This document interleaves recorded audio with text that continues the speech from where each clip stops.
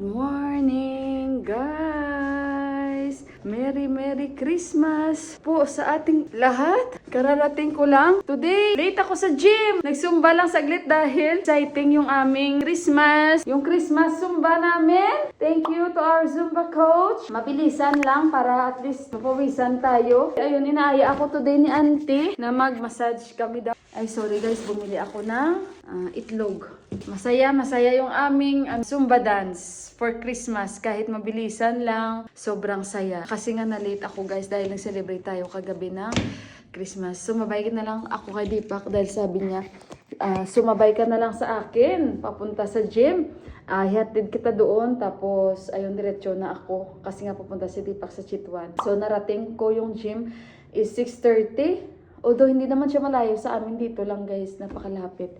At ayun, kahit paano napawisan tayo kasi parang din ako guys, ba nakonsensya din ako na hindi ako guys, makakapunta. Maglinis muna ako dito. Sakit ng katawan ko talaga. Ayun, tomorrow, mag-gym ulit tayo. So ayan yung ating buhay, everyday, every morning. Lagay ko muna yung mga itlog sa tray. Mababait guys, ang mga Nepalis kasama, very friendly sila. Talagang happy sila na kahit ibang lahi ako, hindi sila yung mga nang-discriminate. Mababait guys at sobrang enjoy.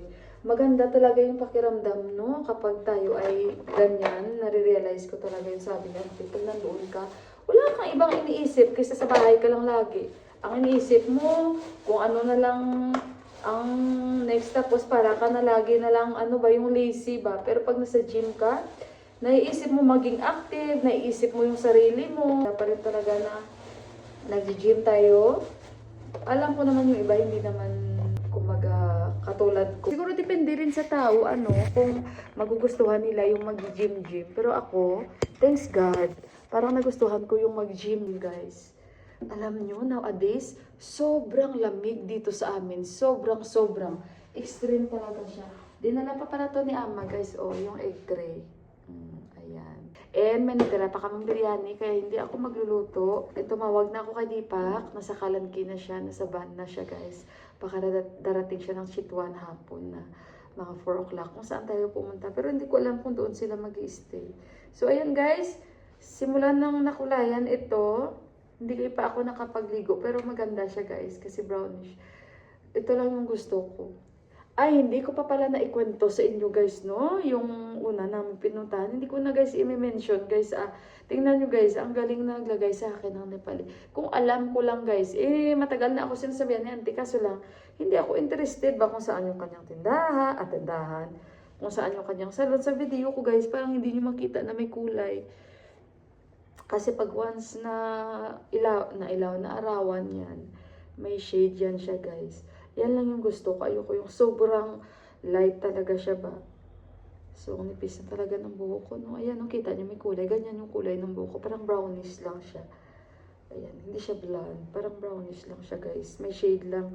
Pag naarawan, ganyan siya. Oh, yan. Si Johan, hindi ko alam kung gising na. Kasi pag alis namin kanina ng papa niya, sinasabihan ko siya, anak, you lock na the door. Kahit dito lang. Kasi pag sa baba, sira pa rin yung doorbell namin. Baka hindi niya ako marinig. So, maglaga muna ako, guys. Kasi yan yung aking kinakain every morning. Nagpo-protein ako. Pero hindi naman ako today naggrabe ng gym. Pero kakain pa rin ako ng breakfast. Okay guys, mamaya ulit update ko kayo. Sa inyong lahat dyan, Merry Christmas po at sa buong family ninyo. God bless po. And ayun, nawa ay matapos natin ang taon na ito na matiwasay at good health po sa ating lahat. So, New Year is coming. Ayun, I hope na lahat yung mga wishes natin and prayers bibigayan ni Lord dahil ganyan po siya kabait. So, ayun guys. At saka mamaya ulit, balikan ko kayo guys. Merry Christmas again! Kakatapos ko lang maglinis, laba, as usual yung ating routine. And sana yung order ko sa Daras, dumating siya before kami alis. Dahil today, nag-book si Auntie. Gusto akong isama ni Auntie. Magpa-massage kami guys. So, para maganda yung dahil sa masakit yung katawan ko, mga paa ko. And sabi ni Auntie, maganda yan pag magpa-massage tayo. So, antayin ko lang si Auntie. Naku, ang Daras nito kanina pa ito attempt delivery. Hindi man ito tumatawag pa, inaantay ko. So, itry natin itong massage na to. massage therapy na to. At saka, ayun, yan yung ating mga bagong nangyayari na routine, no, sa aking buhay. And at the same time, kailangan ko rin i-manage at bigyan ko talaga schedule na ito nung oras na pag-i-edit ko. Dahil ako man yung nag-i-edit ng vlog. Guys, nandito na kami ni Auntie. Say hi! Hi to my vlogs! Yan. Mga bagong friend na naman tayo, yung mga kaibigan ni Auntie. So dito tayo magpapamassage. First time namin. Both of us first time. Good luck. Siya yung may-ari, guys. Maglalagay siya ng pika. Ay, yung babae. Yan, guys. Mamaya ulit. Magandang hapon. 4:30 na dito. Nagtupi ako, guys. Kasi kumuha ako ng mga labahin.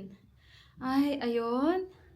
4:35. Kumain kami ng momo at nag-inom kami ng milk tea kami ni Auntie at ng kanyang kaibigan na naging kaibigan ko na rin. So, ayun. Mag-i-edit ako ngayon ng video ko, guys, para ma-upload ko na sa inyo.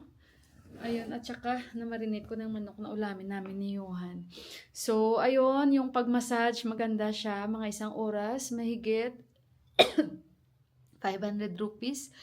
And maganda sa pakiramdam. Ang gaan-gaan ng pakiramdam ko. Parang ang light-light ba. Basta, guys, at saka magaan yung kamay nung nag-massage sa akin. At meron ding nakabantay na isa ring physical therapist na siya lang ang taga-monitor. At ayun, guys, sa next dadalhin ko si Deepak doon. So ayun, at nag-order pala ako nito. Hindi ko alam kung maganda, pero kasi maraming nag-order ng eye cream. Ayan, so with collagen. I-try natin to kung maganda ito, guys.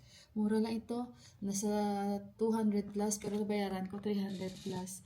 And nag-order ako na pang eyebrow. Kasi nga, shinave ko naman ito, guys. Ba ambot? Ayoko pa naman na lagi akong naglalagay ng pang eyebrow ba. Kaya ayan, pero tingnan nyo, guys.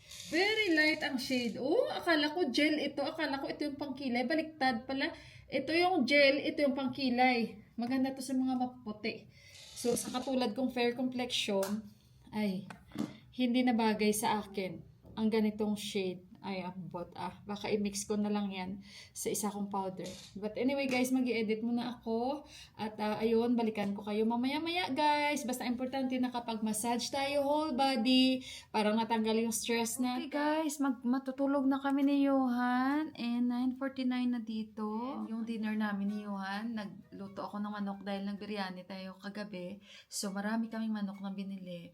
May extra lang ng konti. So, yung half, minarinate ko para bukas kayuhan ito sa air fryer. Yung kalahati, pinag-iwa-iwa ako maliit.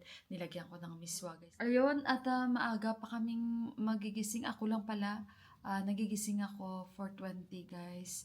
And dahil sumasabay ako kay Auntie, 5 o'clock, or 4:55 na sa labas na ako. Hindi naman nakakatakot. Sobrang lamig lang, extreme.